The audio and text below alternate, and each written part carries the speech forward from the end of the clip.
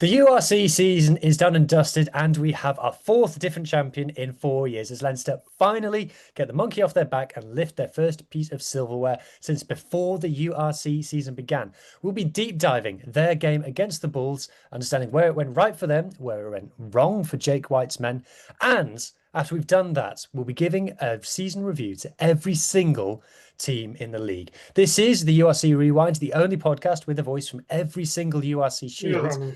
Let's start the show.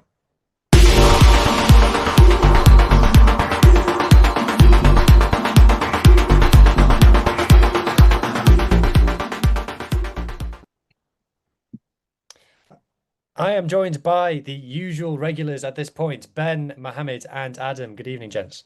Good evening. How are we doing? Did we enjoy the final? It was a final. It was a final. There was nothing else to two say finals yesterday as well, to be fair. Both were definitely finals. It's final season. I worked out that every men's competition has got its final in June this year. From Super Rugby next MMR, Saturday. Japan, Super Rugby, even stuff like Super Rugby Americas, the Pro Day Deux. It's all in June. So it's fun times, basically, is what I'm saying. So, Adam, we'll start with yourself. Leinster, the URC champions for the first time, and they did it in some style in the end. Yeah, fair enough to Leinster. I'm gonna start off being nice. Just because I can't really say anything bad about that Leinster performance. They really shut down the Bulls. Straight from the get-go. You had that try from Conan in the first 5 minutes, and if you're a fan of any other of the URC, or if you've watched the URC all this season, you just kind of know, here we go. I feel like that was the sort of start. And that try by Jordy Barrett was it was unbelievable, wasn't it?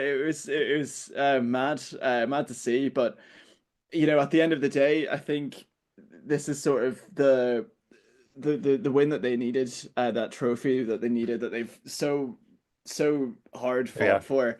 It's a Jordy Barrett try. The Jordy Barrett try was like, I actually thought that Tommy O'Brien was actually going to go for it. He 100% says to O'Brien, leave it. Adam, does it remind you of his brother's try against the Wallabies in the 2015 Rugby World Cup? I was Ben Smith off the outside and Bodie just runs, because Bodie came on off the bench that day. The Conrad Smith or someone in Look at him celebrate as well. I love him. It was very similar try. It was just the footwork. Like you say, is incredible. It was very similar. And you know what? As well, I think the final in the rain too. In the rain, in like the first one in the Northern Hemisphere, I feel like we saw so many away wins in the finals over the years. It's not a hemisphere thing. Like, it could be a hemisphere thing. You would think Bulls coming from their summer to like a Dublin summer where it's a bit rainy. But yeah, I think Leinster just overpowered them against a pretty one-dimensional Bulls team. I think Mohammed might agree with me by they didn't really have any type of get-go. There wasn't any type of break for them. Even when they scored the try, I remember it was just before halftime. Actually, it was when the halftime whistle was blown, and the ball was passed forward, and I almost thought, like, it's a game of, it's sort of like that mental game. Willie Le Roux, he couldn't quite believe the call, but it was as forward as it can be. It was but he couldn't really believe it. But like, in professional sport, it's also a mental a mental game as well. So yeah, fair play to Leinster. And if I had RG Snyman come off the bench, like, you just like you would use that to your advantage. But yeah, fair enough. I think the right team won on the day. I think the right team won in the season, to be honest. I gave them a lot of stick, but that's what rivalries are for, isn't it? And also, if you had like a cash pot of multiple zeros in it. But yeah, I noticed how the tackle success was 100% for Ospreys. Is that a dig at Prendergast? But anyway,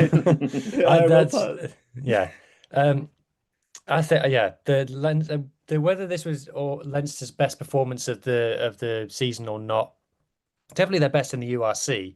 I think the two where they nilled teams in the Champions Cup were pretty perfect, to be honest. But this one, I think They just came out of the blocks and they were like, no, this is ours. And we'll talk about how disappointing the Bulls were in a minute, but I think something that we need to talk about, there's something that everyone thought that the Bulls were going to have the upper hand on them, was the scrum, and it just didn't work out like that. I mean, Didn't function at all. Yeah.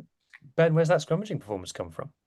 I don't know. I think it was as flat as a performance as you could expect from a team that just didn't show up. It was flat everywhere. I mean, that 20 minutes in the first half where they had a lot of territory in the 22 and it just never looked like scoring a try at all. It just wasn't coming. And Willie Le Roux misplaced kicks.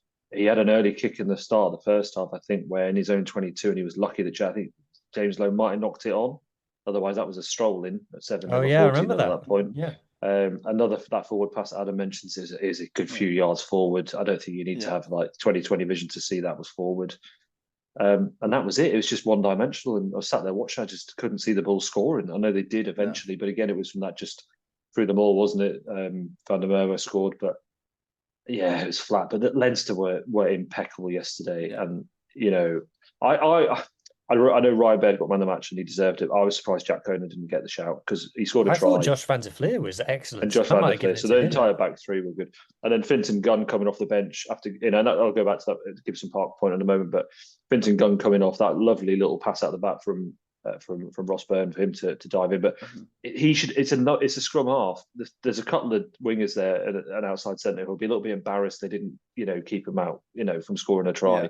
I know you've lost at that point, but a bit of professionalism I think is needed for the entire 80 minutes. But I just thought at the start, like hearing that Gibson Park was out very, very late, and I don't know why. Maybe one of you guys can tell me what happened yesterday. Was an injury or a knock or other means. He was obviously there watching the game, so it can't be too serious. I thought maybe the Bulls would have a bit of a chance, but again, just lack of cohesion, no structure, very one-dimensional. Pack didn't work. They were just going backwards, whether it was their put in or Leinster put in. I think they lost a couple of penalties against their put in from memory. So, yeah, just poor. But Leinster, thoroughly deserved. And the scrum battle was interesting. Croke Park was great yesterday. Yeah, the scrum battle, and I'll check the attendance in a minute. But the scrum battle was interesting. That obviously Leinster got that big push early on, and they were playing games at times. Like they gave away a free kick. And with the new law that I don't like, that you're not allowed to opt for a scrum off a free kick, I think free kicks are basically pointless in rugby now. But they got some that they just had dominance, and you just don't see that against the Bulls. And there was ones where there was a wheel, and I did kind of question those a little bit because I haven't seen the Bulls wheel at all this season. They always go straight. So for them to be wheeling, and obviously there's always like the preconceptions about Porter and his angles, but if you go back and watch the scrums, if you watch the feet of the flankers and the second rows, how they step, it's all a cohesive in one movement as a pack of 8 thing that Leinster did to just fair play, stand up to the best scrum in the world. And I still believe that the Bulls is the best scrum in the world. The Bulls still got some nudges at scrum time. Porter did concede a couple of penalties, didn't he? I think there was one where he kind of came up a bit quizzically, like one Ryan PRD had pinged him, but I think it's because he'd hinged, hadn't he? But yeah, you're right. I think Bulls just over the entire 8 minutes. And as soon as Leinster got that 19-0 lead on 25 minutes, all they had to do from then is just kick the ball, just like have the ball down that end, and it worked perfectly. And the defensive stats are incredible for I'm still going to criticise Pendergast. Reason being, there was a very, very easy penalty that he missed, and I didn't really understand that. And another decision where when they were 19-0, I think it was 19-7 at this point, they didn't take the 3 and went for the corner. And I'm like, I don't know why you're doing this. This doesn't seem to make sense. Like you just take the 3 and you go back to halfway. Just look to bonus points are irrelevant in knockout rugby. And he missed just extend the lead. He kicked the ball dead at one point, but he's still. It's still probably definitely the best 10 on the pitch because Hussein just completely vanished. And Mohammed, will come on to that now. An attacking performance from the Bulls, one of the worst that they've put in all season. A lot of people are very surprised at just how they just did not rock up in this game. Yeah, it was disappointing. My concerns and my worries going into the game all came to fruition. The Bulls gave an overall throughout the squad, the whole match 23, it was like 6 out of 10, if that. It's like they've been working towards this for a while. They've got a good sort of well-balanced squad, and they just couldn't show up on the day. And the exact opposite happened with Leinster, who didn't look that great even going into the knockouts of the URC, and then they saved their best performance for the final. It's almost as if the coaches at Leinster said, "Look, most of you guys, Jody Barrett's leaving. Most of you guys are going to play Lions. Some of you are going on tour with Ireland, and you've got all this criticism throughout the season. And the team is effectively set up to win the double, and they got knocked out of the EPCR tournament. So go prove people wrong, and that's what they did. It's like the thing that I've noticed on the knockout stages of this URC is that the teams that are winning are able to do clinical things consistently in batches so that they can nullify the opposition. Whereas like the Bulls had their moments in these games, but they couldn't put, and then they would just sort of like go backwards again with like a knock on and that type of thing. I would say from the 30th minute to the 50th minute, the Bulls were actually on top for that period. Yeah. But they didn't capitalize on that and turn it into a significant amount of points, or at least reduce the which is very similar to how the Bulls lost to the Sharks in Durban, where they had a significantly long period of time, in Pretoria as well, where they had a significantly long period of time of dominance, but it either turned into 0 points and or 3 points, which is not enough. So yeah, the Bulls showed up. Willie Le Roux, a lot of talk. I read a ton of articles this week of like sort of like maybe just talking up the final or whatever about what Willie Le Roux is able to do, and he didn't show much of it. Flashes here and there. Yeah, it is what it is. If you want to be optimistic, you'd say, look, the Bulls made multiple finals. Very few, if any, none of this match 23 is leaving the Bulls. There are a couple of fringe players that are leaving the Bulls, like the fourth choice, highly rated and highly high potential scrum half. He's leaving. He's going to Bath. But none of this match 23 is leaving, and they've got a good balance of youth and experience. They've got older guys there like Nizam Kar. They got Janus Kirsten, who came back. Akka van der Merwe isn't young by any means. He's been around, so it's good to sort of have a balance of youth and experience in the team. Although interestingly enough, I did watch a knockout game earlier this season in the URC where the commentator said that Akka van der Merwe was the younger brother of Duan. I was like, no, it's the other way around. But yeah, it is what it is. I don't think you totally say happy it about is it. what it is. Like Yeah. Jake's made not a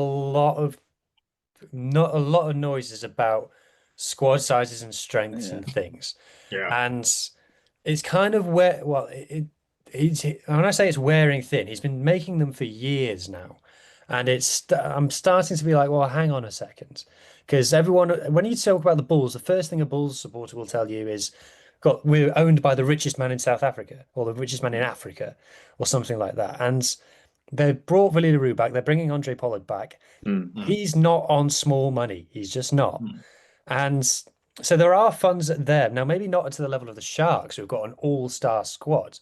I mean, if the Sharks had been in this final, all the chat about budgets needed to go away because the Sharks would have, on paper, had a better squad than Leinster. I'm happy to say that. But now you talked about, like, it is what it is. This is 3 finals for the Bulls in the URC. Now, on the one hand, you probably look at that squad and say they're probably maximized getting to all those finals because are they the best or second best squad in the URC over the last 4 seasons? Maybe not. So you could say maybe they've overperformed in that sense. But if you throw in the Rainbow Cup against Benetton as well, it's 4 finals in 5 years and they've not won any of them. And we talked about the pressure that is on, someone like Leo Cullen for failing to deliver. That's passed over to Jake White now. We're getting into the word Claremont is being thrown around quite a lot. So why aren't the Bulls able to win titles? Yes, this season was away in Leinster, and there's no shame in that. Home to Glasgow against the Stormers, away in Benetton. What's the problem? It's mentality. Has to be.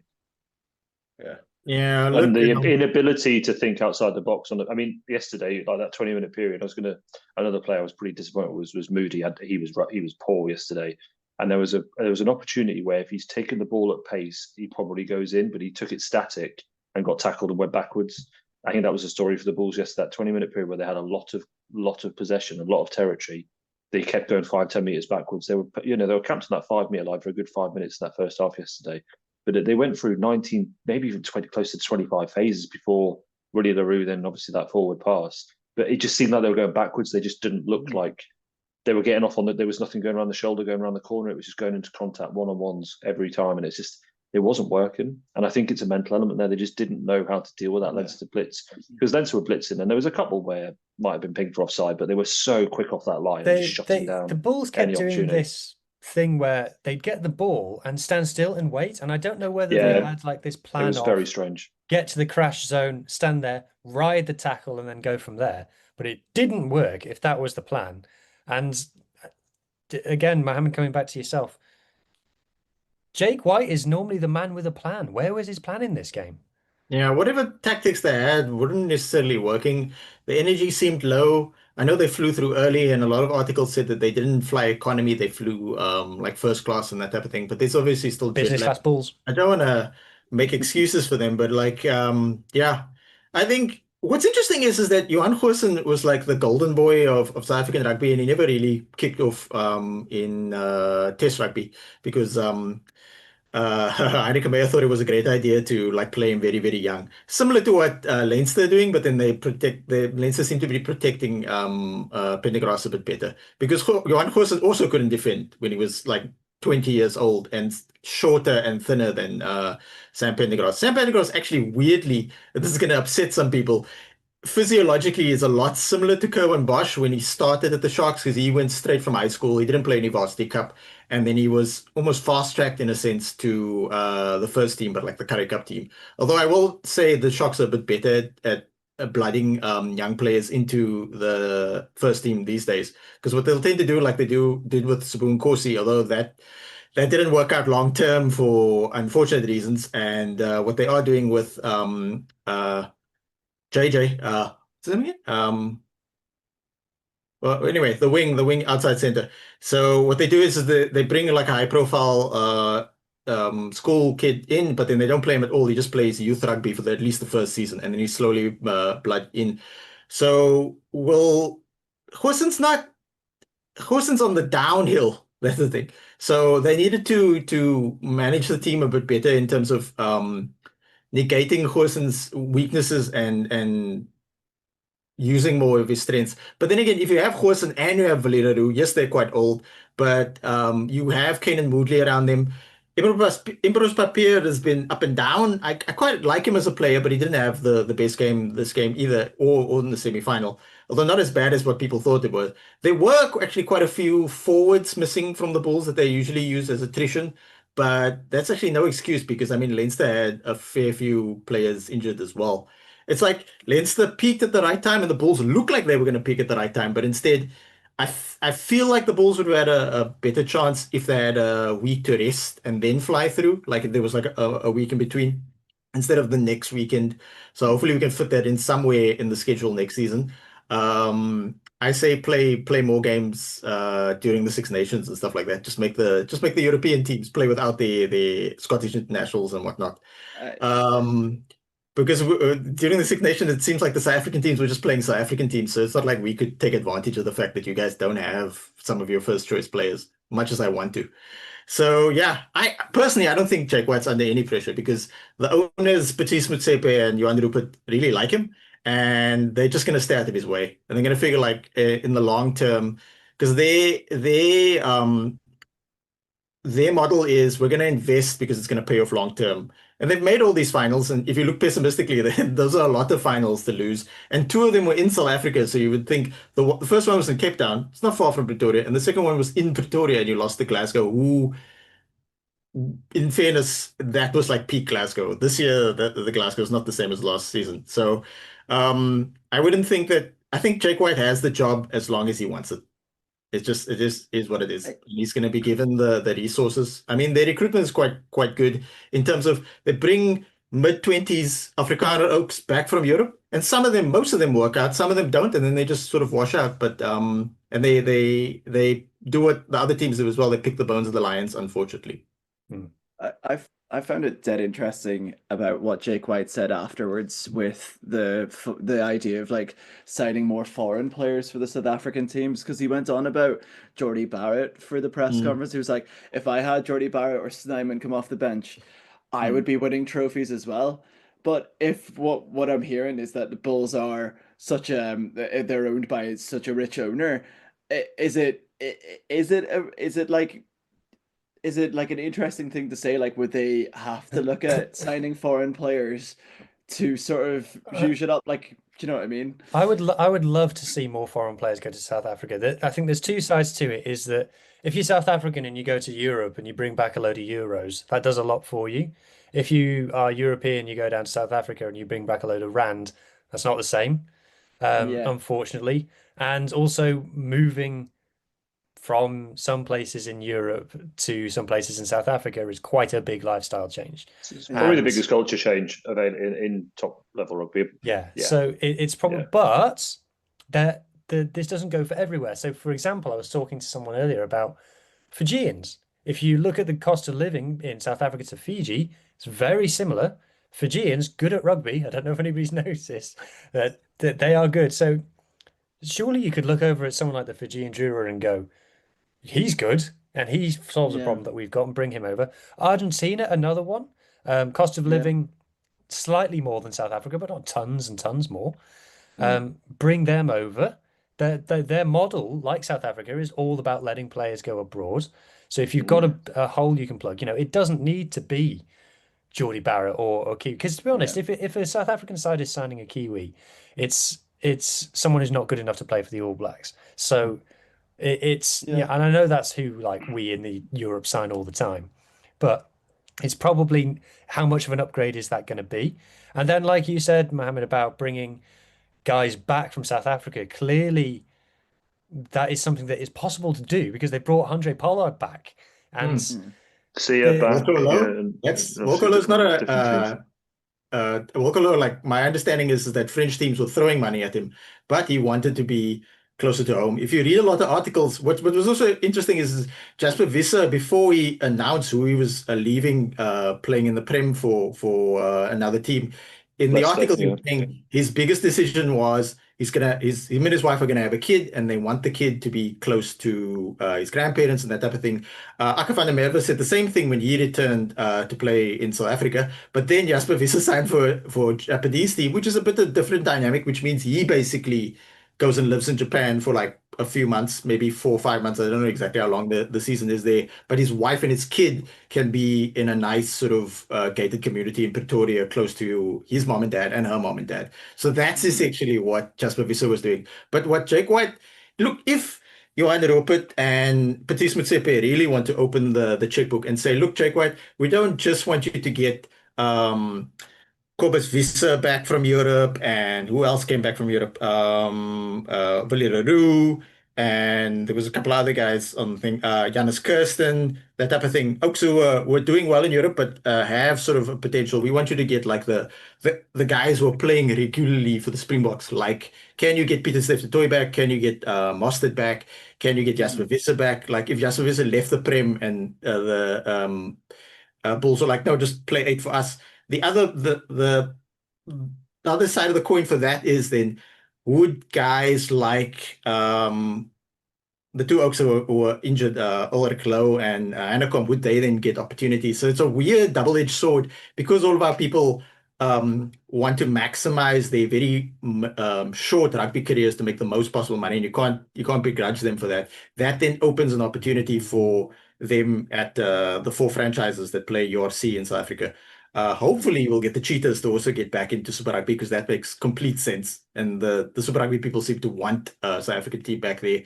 But if we had all the best players here, there would have been less opportunity for younger guys to get an opportunity. So we'll have to see what happens. But if I were Jake White, instead of like getting a Kiwi or Fijian, that type of thing, I would try and get like, they've already started, but like the Pollard, that's the thing about Pollard. Pollard is very, very good, but he's also waning in terms of his physicality. So we're getting Pollard also at the slight down. I think Finn Russell did a job on him yesterday, to be honest. I think Finn Russell clearly got the better of Andre Pollard yesterday. Yeah. So Very, it's not very like they much did so. prime Andre Pollard. Whereas what the Sharks did is the Sharks got Jaden Hendricks, who is a raw talent, played really well for the Lions, played quite well for us this season. Jordan Hendricks. Jaden, not so much. But the Sharks are betting that we'll get Jordan Hendricks a couple of years into his prime, and at a certain point, South African players say, "Look, I've been here for a while. I'd like to just do 1-2 seasons in Japan." The other problem we have is that um, uh, Lucanio Am was like on fire. He was in great form 2 seasons ago, and then he did a sabbatical in Japan, came back, had an okay season last season, and this season he's been injured a lot. And when he can play, he can't play that well. So, it's like just getting the right balance that Leinster did so Yeah. well. Good to them. I don't think Pollard will do much in the final anyway. I mean, I read an interesting stat yesterday. That was he's been in 11 finals, either at club or international level, and he's only won 2 of them. And the 2 of them that he was a winner and he was on the bench. So I remember he's at Montpellier and they beat Leicester in the 2021 Challenge Cup final. I don't think he started. I think he came off. His club career's not been glittering. He's left a few places with not been a fan's favourite. But we know he's obviously worshipped in South Africa because of what he's done in the Springbok jersey. So we'll have to see. And he is a Bulls man. So, I'm just looking forward to watching it anyway. But it'll be interesting. So I think, Adam, last word on Leinster. It's difficult to know how to sum it up because it doesn't... It's a strange feeling because, of course, winning anything is an achievement. And it's a big deal because they're getting the monkey off the back and they're silencing the haters, which they have done. Like we said, there's pretty much, apart from Ben managed to imagine a few things, there's very little to criticize from that performance. But it doesn't feel like we can just heap praise upon praise on them, which is ironic because they are clearly the best team by a lot. Yeah, it's because they went out this season wanting a Champions Cup. That's what it is. I think if they would have won a Champions Cup, I think if you asked the Leinster fan at the final whistle of that game yesterday, and you would say, would you rather have a Champions Cup or URC? I find with Leinster fans, they're obsessed with getting that 5th star. They are absolutely upset. Like, they're driven by it. Like, every single year, this is going to be the year we're going to get our 5th star. And I feel like that's when we sort of will feel something different about Leinster winning. As I've said, on the few podcasts since I've joined, Leinster play like Leinster, and they're a very well-oiled machine, and they get their wins out of the way. They've played really good teams on the way to the final. They silenced Glasgow when a week before you were saying Glasgow can do a number here, silence them. They did the same with the Bulls yesterday. I think they're just sort of like in that sort of in the URC, I can only compare them to, like, do you remember in like 2011, between 2011 and 2015 with the All Blacks, and they were sort of winning a lot, and you kind of just was like, oh yeah, they're the All Blacks, that makes sense. But when that 2015 World Cup came and they won that was automatically a bigger thing because, like, there was like Dan Carter's last game, Richie McCaw's last game, Conrad Smith, Conrad Smith. Yeah. There was this whole dynamic, but I would argue that Leinster winning a trophy this year would probably set them up to do a number in the Champions Cup next year. Is Awoni better than Barrett? I don't think so. Is he going to do a number? Yeah, he's definitely not. Is he going to do a number at Leinster? It's confusing to say. I think with Barrett, you have sort of like a solid, he's going to do well because he's a Barrett. I just find it interesting. Like, it is sort of like I was watching it yesterday and I was like, yep, this is Leinster, this is what they do. 7th minute try, pile on the pressure, got to about 19-0. And as Ben said, they just started kicking it. They know what they're doing. They know how to win. They didn't really prove that against Northampton this season, but that was probably a freak coincidence. But they're just such a well-oiled machine. And for the other provinces looking, as me as an Ulster fan and as Cullen with him being a Munster fan, perspectives outside Leinster are sort of like, yeah, okay. But they get given everything. They get given everything. They get given the Aviva when the RDS is like, I know that there's not a stadium suitable in Belfast unless Casement Park eventually gets built that will be as big as that. But Munster have a big stadium that they can use. Connacht also do as well. You know, they all have the resources that like Leinster have the resources that we need. Like it needs to be spread out a little bit more, but they've got that. They've got their trophy. Fair play. But as you said, it does feel a little bit flat. It does feel as a neutral, but I think that's more a compliment to Leinster than anything else. I think what was interesting thinking about the three knockout games they played and who showed up for them. I think, and you'll probably like that. I'm going to say is I think Scarlets were the only team that really Yeah. actually made it competitive at half time with Mhm. obviously that fantastic drive from Blair Murray, and then they obviously just like a little bit of. I think it's just a bit of ill discipline. Alec Hepburn, there's a couple of little incidents weren't there sort of mid second half, but I feel like the Scarlets were the only team that looked like they were in it at half time. Like Glasgow were out of Mm. it, well out of it at half time. I think I was like the obviously two tries very late on to kind of give a little bit of a sheen to the score, make it look a little bit less flattering. Sorry, more flattering, I should say. And then yesterday at half time, Leinster were not gonna lose from there. But the only game I thought there might be a competitive second half was against Scarlets, but I think the Scarlets had a different, maybe just studied it a bit more and thought there was a way to sort of reach Leinster, which they did do. But the other two teams I just didn't think they could. I don't think they worked it out, and there was no plan B for either side, semi or final. Yeah. I think Yeah, I think if you sort of like combat Leinster's cohesion and sort of play it a bit more sporadically like Scarlets did, that will catch them on a shocker. Well, and like Northampton did as well. I think you need that right level of you're gonna go out and you're gonna play a game of rugby and that's your goal. Like as a coach, you'd be like, here, listen, it's another game of rugby. Yes, it's against Leinster, but just see it as another game of rugby. Whereas I can imagine the Bulls are like, it's Leinster, it's Croke Park. I think it was about 40,000 people there. It's 45, I think, off the top of my head. Yeah, it 45, was which well. is Yeah, to be fair for a week turnaround is quite good. But you know, I think it's the big name. But I think if you're a coach like Dwayne Peel with the Scarlets and you're like, listen, everyone's written us off. You're gonna go out there and play rugby. That's the way to sort of face Leinster, sort of shock them and being like, oh yeah, we are here to play, which we didn't quite see with the Bulls, and we didn't really quite see it with Glasgow either. But I don't know if it's like occasions got to them. But Mm. yeah, I just find it dead interesting. Yeah. Okay, then. So that marks the end of our review of the final. If you've enjoyed what you've heard so far, please consider subscribing to the YouTube channel. We're on a quest to 2,000 subscribers. So if you can help us get there, we massively appreciate it. Or if you are listening on audio platforms, please consider giving a 5-star review and maybe even sharing a link with a friend. Remember, we on RAP are always looking for new presenters for podcasts and setting up new podcasts all the time. If you are interested in getting into rugby podcasting, this is where most of us got our podcasting starts. And if that appeals to you, something that you'd like to try your hand at, get in touch with us. Let us know your rugby background and we'll be sure to find a home for you.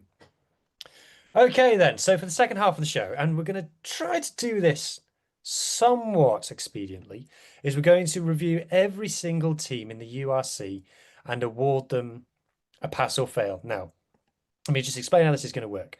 We're going to go from 1 to 16 in the URC. So the juicy ones, you're going to have to stick around to the end. And it will be the representative from that shield will say whether they think that team is pass or fail. There's no A, B, C, D. There's no red, amber, green. It's pass or fail. And then they'll present the case. And if we all agree, we'll move on. And if someone disagrees, they will say so.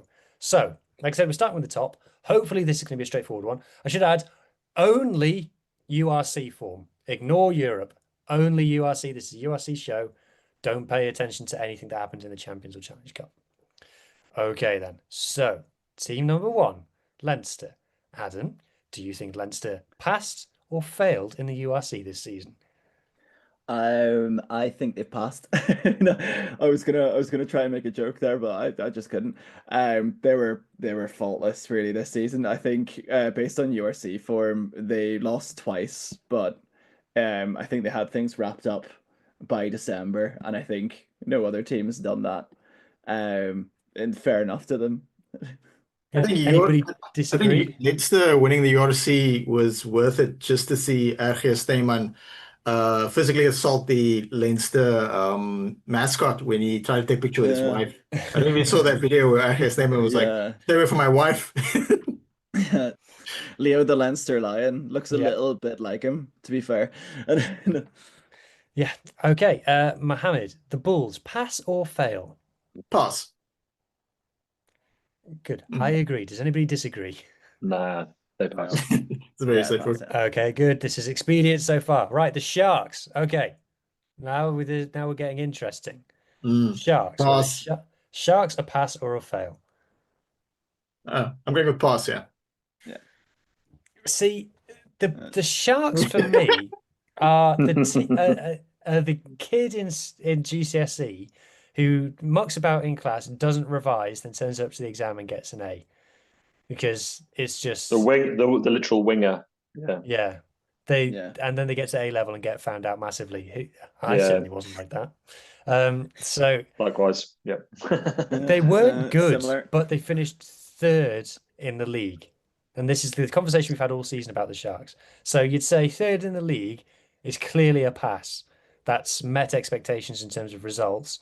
But in terms of performances, like I said, you can only give pass or fails, but yeah, they're just that's I think that I said we should ignore Champions Cup as well, but I think the Champions Cup was a bit more of an accurate reflection of them. Ben, Glasgow, fourth in the league overall, pass or fail? It's a pass for them. I think top four. It was the same position as last year. They got to a semi. Last year was different class. This year, I think it was probably more realistic representation of the squad they've got. So they're still a pass. Top four is still pretty credible.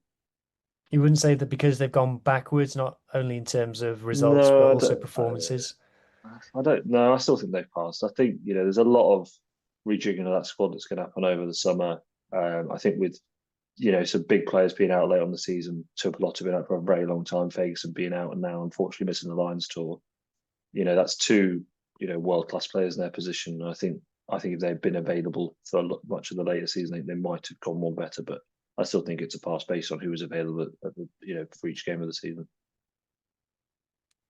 Cool. Sounds like everybody agrees. So on to the Stormers in fifth, Mohammed. So 3 South African teams in the top 5.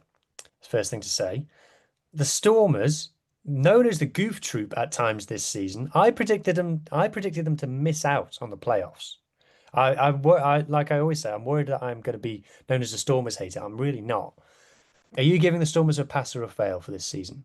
Because it's binary pass or fail, I'm going to give them a pass, because the thing is that when going into the season, I was like, you guys got a couple of really good players, but the overall quality of the team and the depth is a bit lacking. And they were incredibly inconsistent at the start of the season. Obviously, they boosted their way into the playoffs with that 4-game home run. 2 games and a bit of rest and another 2 games, and they won all those games quite convincingly. They've got a lot of good players, but similarly, not having Damien Willemse for long periods of time, first for injury and then suspension. Frans Malherbe, him missing. Not having Stephen Kitzel for the whole season. He got hurt in a Currie Cup game just so they could get him back up to speed earlier in the season.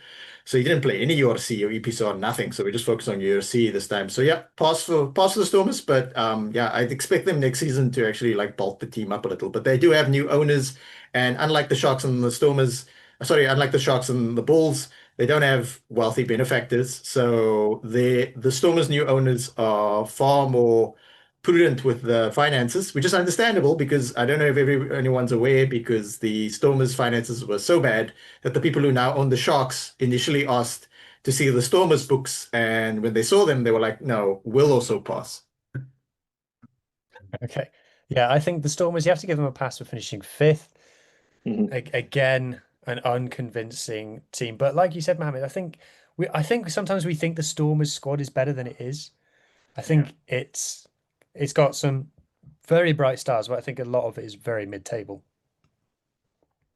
Okay, next, Adam, Munster. Ooh, this is a juicy one. 6th for Munster.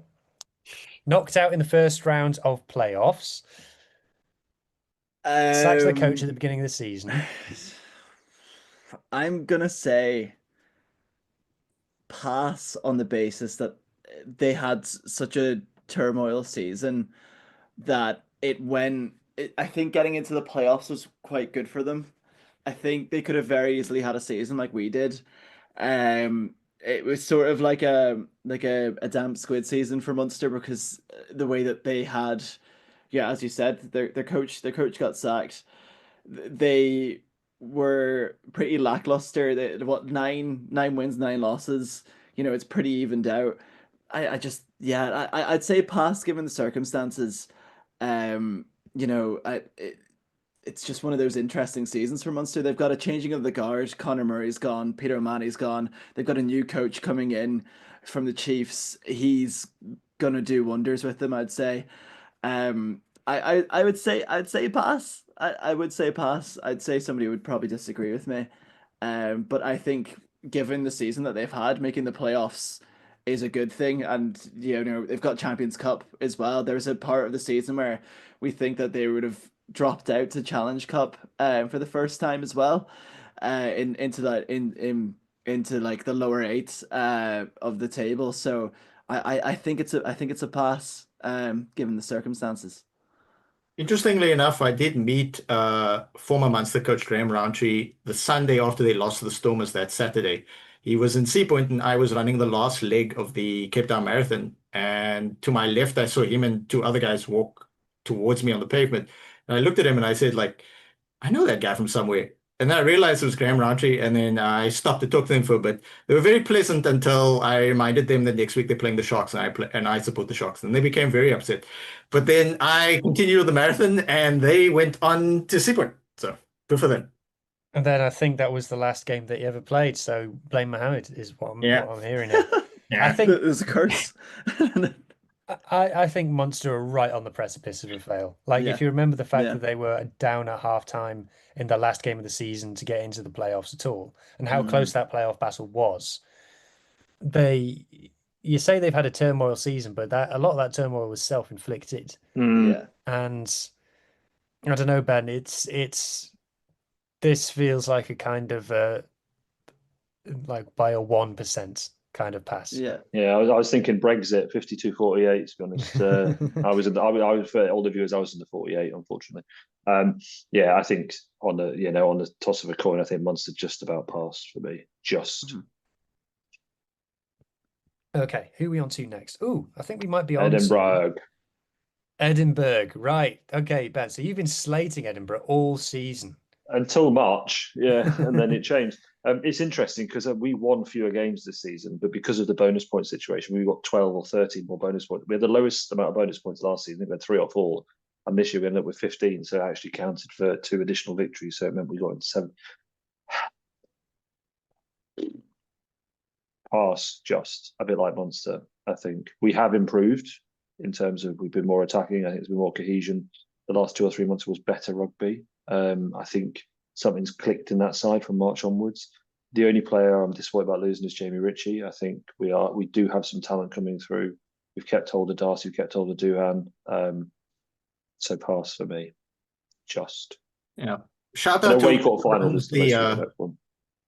whoever runs the PA system at the Edinburgh home stadium, because I noticed that at every stoppage during the game, if someone gets injured or so forth, they play Rage Against the Machine, Wake Up. I watched multiple games with them. And Yeah. I don't know who that person is, but I see you and I appreciate you.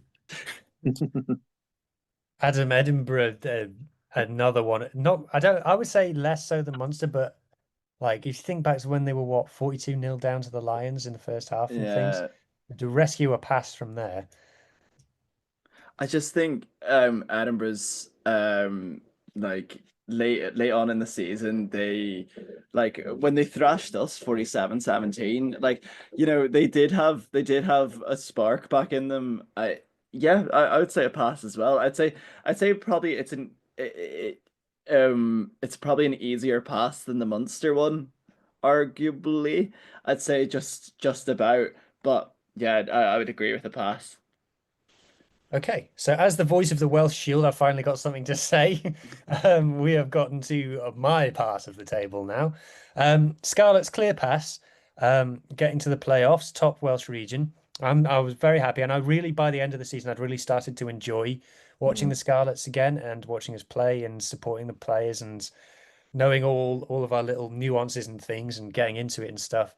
So it's a clear pass. I think the exciting thing from Scarlets' point of view is that I don't think that we're close to our ceiling. I think a lot of our players are very young, are only going to get better.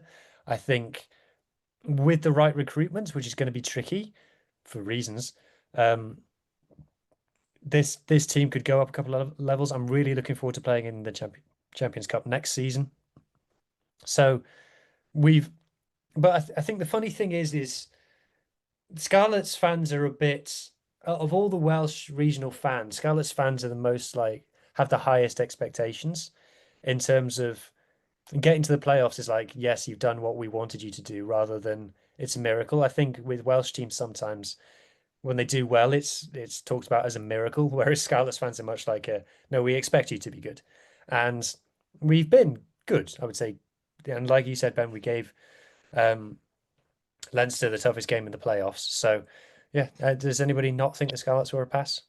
No, I agree with you. And I think from a purely selfish perspective, because of the way the Champions Cup is kind of filled from the Premiership, is that as a Scarlets, for yourself, you and me as an Edinburgh fan, both of us living in England, we may get the chance to see our sides away without relatively, expensive trips to random parts of the world. But yeah, I think Scarlets, I think they every time I watch them, they seem to just pull out a performance. And I think you've got such an exciting backline there with Blair Murray. I think Blair Murray's just really, really good. And I think what a find to have him in a side like that. And I think if he cracks on, I think you can go a little bit. I think your ceiling is sort of maybe fourth or between fourth and sixth next season potentially. Stars have to align. You have to have a bit of luck and a bit of good fortune, but there's definitely potential for that squad to crack on. Yeah. Cardiff. Now, so we're outside the playoff positions now, and we've given a pass to everybody who is in the top 8. So but I'm not minded to give Cardiff a fail. I don't think Cardiff finishing 9th is a failure necessarily. And I think if you kind of, is it kind of, Cardiff needs to make big changes ahead of next season to progress? I don't think they do. But they just need to tighten up their defense. Their attack is fine. I don't know if giving them a fail for 9th finishes feels harsh, especially when they won as many games as Edinburgh. They had the exact same record as Edinburgh, just a much, much worse points difference. So I'm struggling here. Like I said, I just don't feel like I can give them a fail for finishing 1 point out of the playoffs. So I'm going to give them a pass, but it's kind of one of those just nothing spectacular. It's just a pass. It's not a merit or a distinction. I don't know. What does everybody else think? I'd give them a pass. Yeah, pass. Yeah. They need to find a 10. I don't think Sheedy's the answer for Cardiff at 10. They need to find a better 10. I think that's you can see from their points total, it's pretty low compared to the other sides there. And obviously they were quite leaky. I remember watching them against Glasgow, and they were as porous as it gets that night. I think it was October, November last year, when I think Jamie Doby Tuapolo just ran through them for fun that night and racked up, 56, 60 points? I can't remember off the top of my head. So yeah, I think Cardiff pass. I think it's probably about where they may expect to be. Like you could have crept in last game of the season, but yeah, I don't think you could say they've underperformed. No, they haven't. No. Okay, right. So Ben, first of the Italian teams, Benetton. Fail. Because of who they have in that side, whether it's Fekitoa, Bretchman, Angelo, Garbisi. I mean, there's a lot of talent. Albanos. I mean, there's some talent there. Imago, sorry.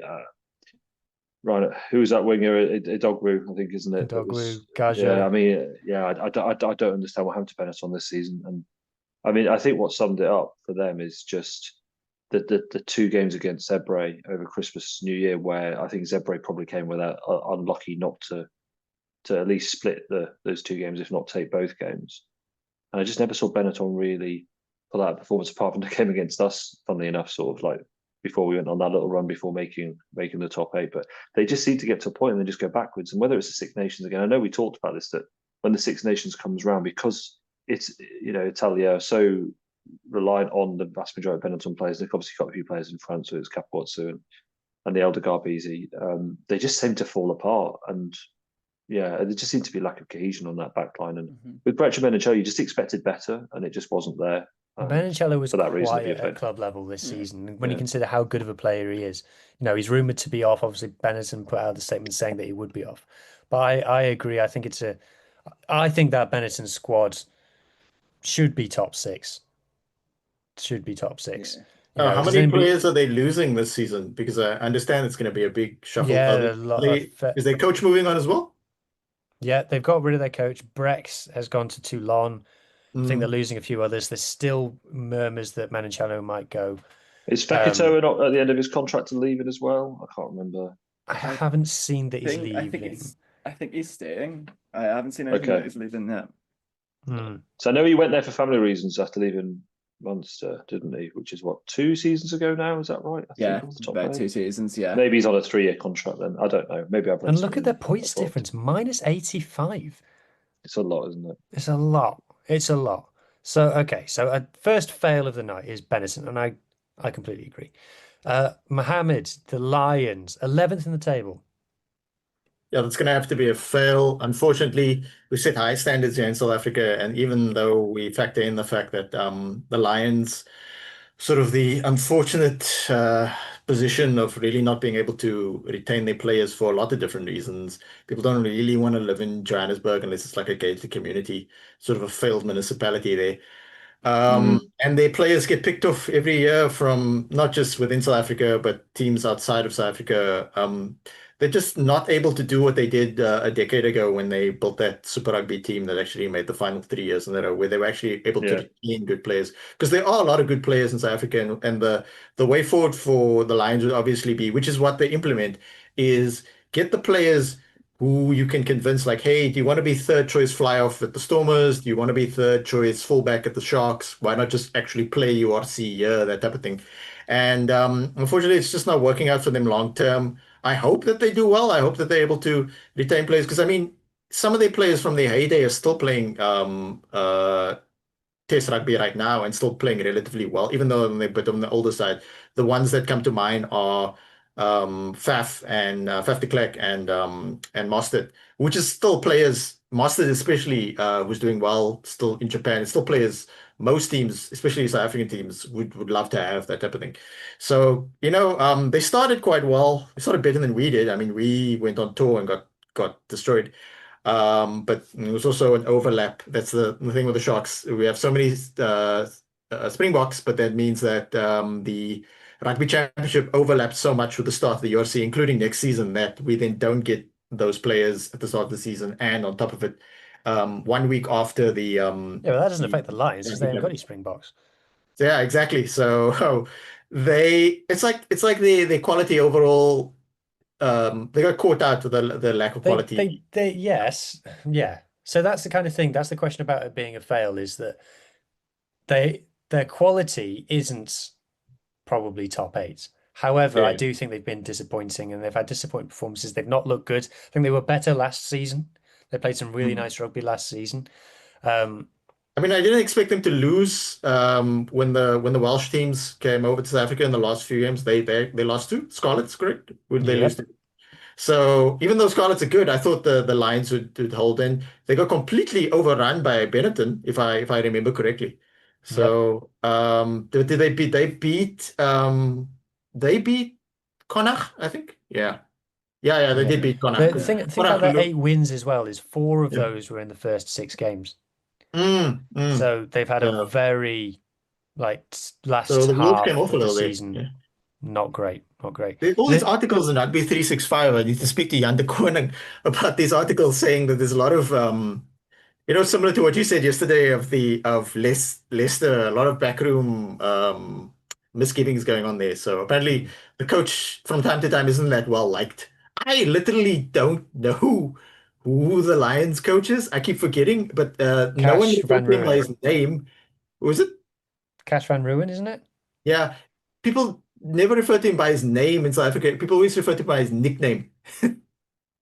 Okay. Does anybody think that we're being harsh on the Lions with a fail? Mm, No, it's a fail. no, yeah. Okay. Ospreys. If I speak, I am in big trouble. It has to be a fail based on where they were last season. I Come I do backwards. again a bit like Munster, they lost their coach. So if I mark down Munster for that, I have to mark down the Ospreys for that, even though that was semi-planned, semi-not. Really played hard to watch rugby at times. How many games did they win in the end? 7. 7. Yeah. Yeah, would they win 9 or 10 last year? The derbies they were very comfortably the best Welsh region last year. The Cardiff and Scarlets have gotten stronger. They've probably gotten a bit weaker. The fans are not happy at the moment with the signings situation. I think they've let this whole St Helens move be a real distraction for them in terms of keeping their eye on the prize in the meantime.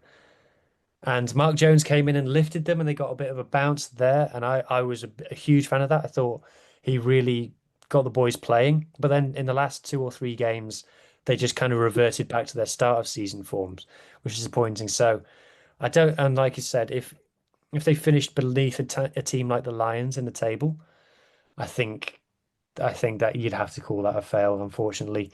Does anybody think I'm being harsh? No, fail. No. Okay. Adam, Connacht. Well, I'm gonna give them a fail. I think cut to me next season when we see Stuart Lancaster taking charge, because that's gonna be Oh so yeah, interesting. we haven't spoken about that. So Yeah. sorry, let's briefly speak about that. I know there's been I know there's been other news in the URC that we could have spoken about. I feel like the Stuart Lancaster to Connacht is the biggest news that's happened other than That's actual one rugby hell of a relations. coup. That's such a coup for them. Massive. He has not left. It's so funny, now that now that I'm able to see French rugby media, it's really opened my eyes to the spin that UK rugby media puts on stuff. And so like, I read in the Telegraph that Racing fans thought it was a terrible mistake to get rid of Stuart Lancaster. That is not what I read in French media. He was not liked in Racing. So, Adam, does that make you worried for Connacht getting him in? No, not at all. I think because he knows the IRFU system. He worked at Leinster. I almost would say that him being back into the provincial system is almost leading us to a point where is he going to be the successor to Andy Farrell, because he's going to be coaching to the provinces. I think with Connacht with Pete Wilkins leaving in April, he sort of stepped down with immediate effect. I think that was sort of the right decision. I think he was sort of almost like a deer in headlights, and it was a bit overstepping the mark. Whereas I coaching just is realized there's a stats tab on all these things. We could have been there's looking at it the whole yeah. time. I Bugger. was looking Anyway. at I was actually been looking at it, to be fair, before, like seeing at Connacht. But I've noticed in Connacht's results as well over the season, they've been scoring a lot of points. They've been scoring a ton of points. Like their attack has been really good. It's just the defense that really lets them down. The defense like really lets them down in that sense. But they've got a The couple of URC coaches. website in the defense part doesn't list points conceded, which No, is no. the whole point of defense. Sorry, Adam. It's all good, it's all good. But when I look at like Connacht's results, they've been like losing by like 2-3 points most of the time. It's all in like 2 or 3 points, 1 point, and then they just get thrashed one day.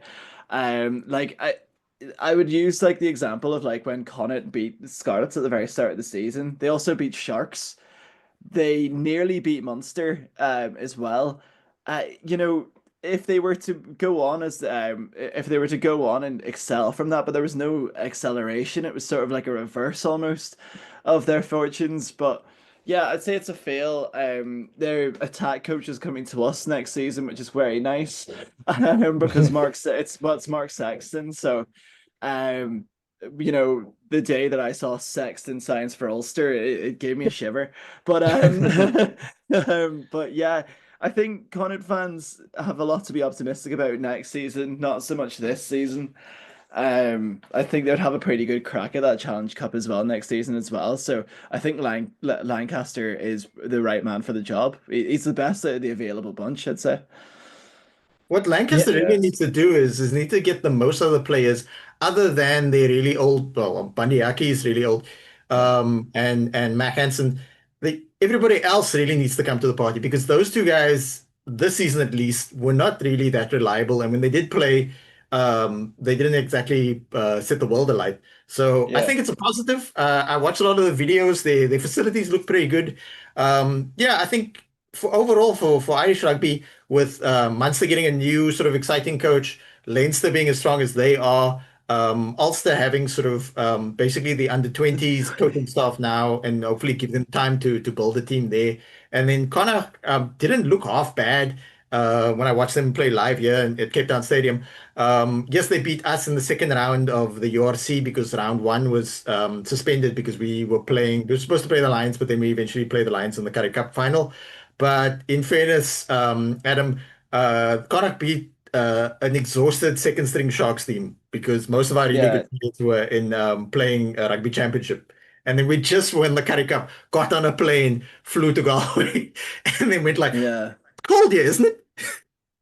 I think as well, like they signed Joshua Oni, and he was like he had this sort of like pedestal, and he didn't really perform. He yeah. didn't really get suited to that Galway wind. Like we're so used to seeing like the likes of Jack Cardy mastering the wind in Galway, Oh, but I just think Josh look at the had stats another there. thing The come to him. least kickingest team in the whole of the URC.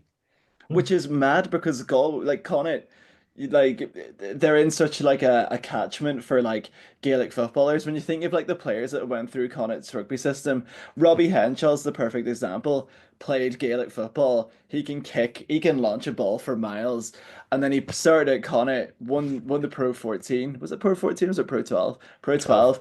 12. Pro 12, and then he went on to Leinster. You know they've got a healthy catchment area in the west of Ireland.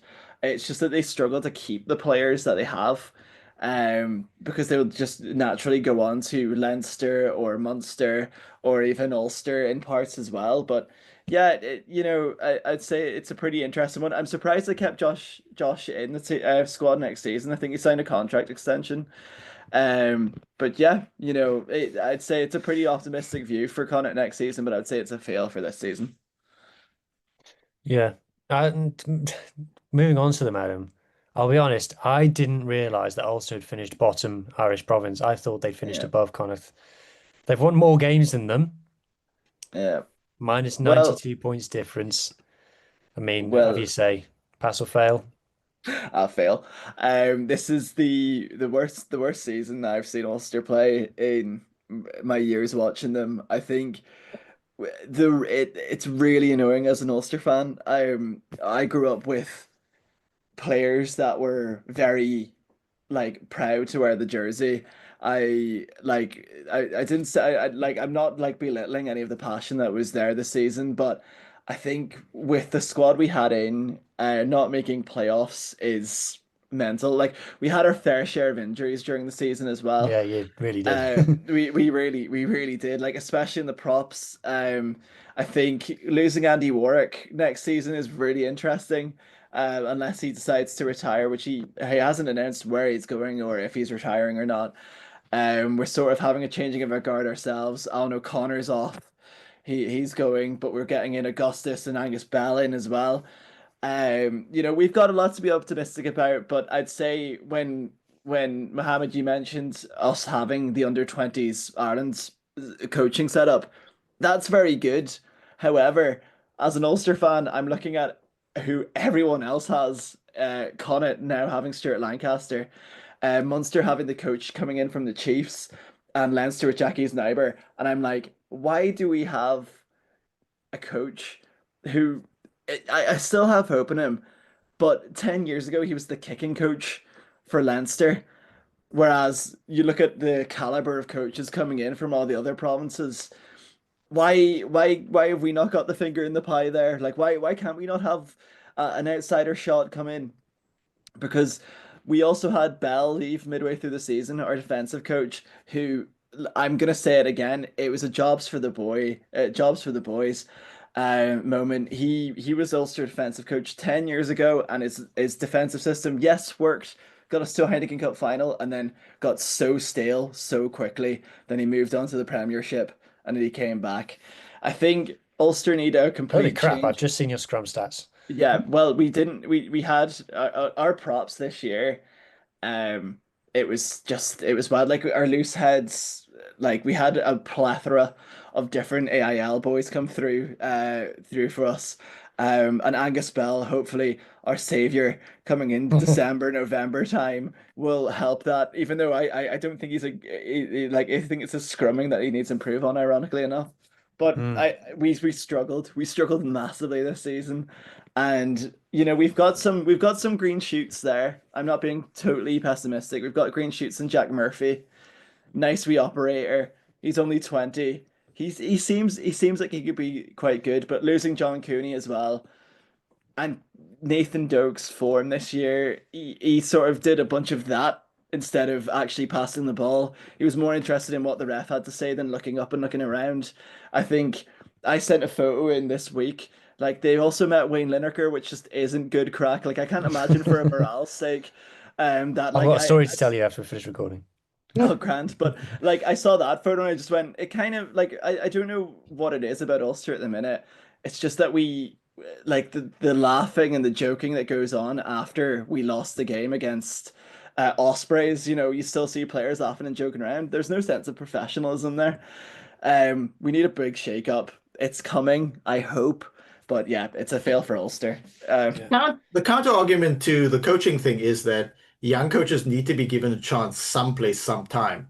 But there does seem to be a thing of rugby of like just getting sort of a boost from like a high profile coach. I mean, Munster's getting the guy from New Zealand, and when you get a guy from New Zealand who also won things, and then that sort of galvanizes the team, or at least brings a degree of excitement and that type of thing. I mean, there's still a lot to talk about. If should the Sharks let Plumtree go and that type of thing. And I'd like to hear like, is Mike Checker, is he available? That would be interesting. But as an Ulster fan, we've had our high profile coaches. We've had John O'Gibbs, and then he was like, listen, guys, I need to move back home. The weather and stuff, and then he moved to France. So I'm not sure. I'm not sure if he got confused at the airport. We had a few coaches do that, but he's not very high up in my book. Let's just say. Yeah. Okay, all right. So that's Ulster fail. Ben, Zebras. Yeah, it's got to be a pass because of who they beat. Munster at home, beat us away. Ran Benetton close in those two games. I think it's a pass. I think, and also having their long-term future, I think, is now sewn up. They are staying in Parma. The FIR have decided to continue with the team and its current guys. I think it's Fischetti off the front, the tight heads, loose head prop. I don't know, because obviously he's the kind of might be. I think there's a few boys moving to Benetton as well. Oh yeah, no, that sucks. So it's what they can do over the summer to retain and continue, because I don't think anyone saw that coming this season. They would have, but for bonus points, they would have finished higher up. But yeah, I think it's a definite pass. I think they could be pretty pleased with it. They beat us in Belfast as well. Yeah, they did. That's they were brilliant. Like I think them being the pass here is perfect, because any other rugby fan would look at that, and if they're not involved with the URC or they don't really know about the URC, and they'd be like them giving a pass to a team that's second bottom. They ran the Sharks close as well, didn't they? Durban? Yeah. They did. That was a great game.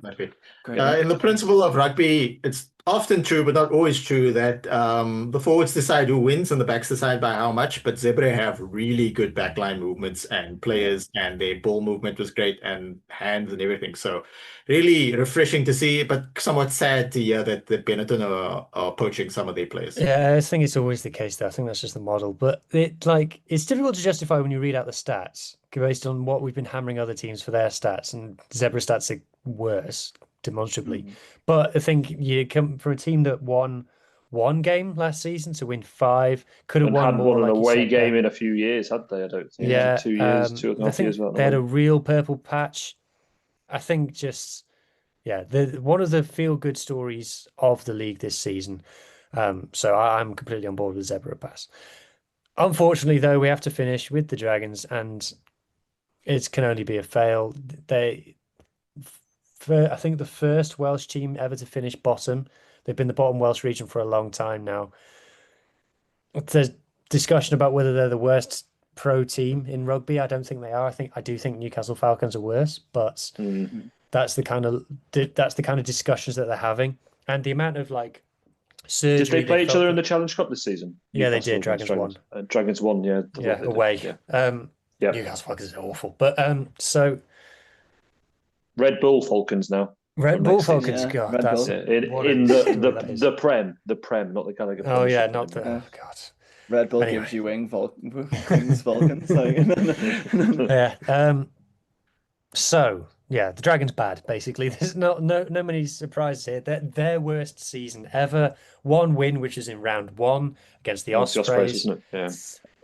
The just like I've said this before. All the chat about players and talent and stuff in Wales, and the problem with the Dragons was the coaching. They sacked Di Flanagan and promoted Fila Tier. I think that was a mistake. And there are times you'd watch them on the pitch and you're like, these players are talented enough to be, not challenging for playoffs in the URC, but to be playing in the league, most of them. But they just don't look like they know what they're doing out there. And they make decisions and you go, was that the plan? Why did you do that? And it's just lack of organisation, finding a way to lose. There was a lot of games where they were in it up to like the 60th minute and then just found a way to lose. Like again, a Judgement Day against the Scarlets, they were right in that game. Managed to find a way to concede 30 points and lose again. It's just, yeah. So hopefully the signings that they brought in pay dividends for them this time, and they can sort out their strength and conditioning departments, and Fila Tier gets the support he needs as a head coach, and they can turn it around. But you're daft to call it anything other than a fail for the Dragons. So there's our URC team by team review. I hope everybody enjoyed it. We have not only reached the end of that, but we've also reached the end of the program and the end of this season. Sad. So thank you to Ben, who's been here the whole time. The only one who has been in. Have you been on every episode, or have you missed a couple? I missed 2 because I was on holiday. How dare you? Yeah, part-timer. So thank you to Ben, to Mohammed, and to Adam. Thank you to you all as well. Yes, thank you. Thanks for having me on. This is the first season of this podcast existing. It has massively exceeded mine and producer Lee's expectations when we set it up.